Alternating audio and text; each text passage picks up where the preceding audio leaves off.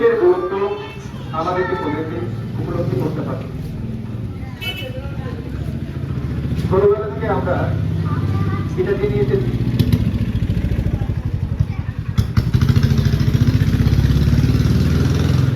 ছোটবেলা থেকে আমরা একটা জিনিস জেনে এসেছি, একটি গাছ একটি প্রাণ, গাছ লাগান প্রাণ বাঁচান।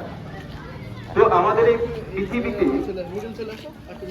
প্রাণ, আমাদের পৃথিবীতে প্রাণ বেঁচে আছে, প্রাণের উপস্থিতি এখনো টিকে আছে বৃক্ষের উপরে। সুতরাং বৃক্ষ রোপণের উপরে নির্ভর করে আমাদের পৃথিবী কিন্তু আগামী দিনেও টিকে থাকবে।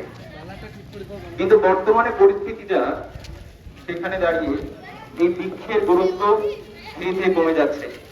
সুতরাং মানুষকে সচেতন করতে আজকে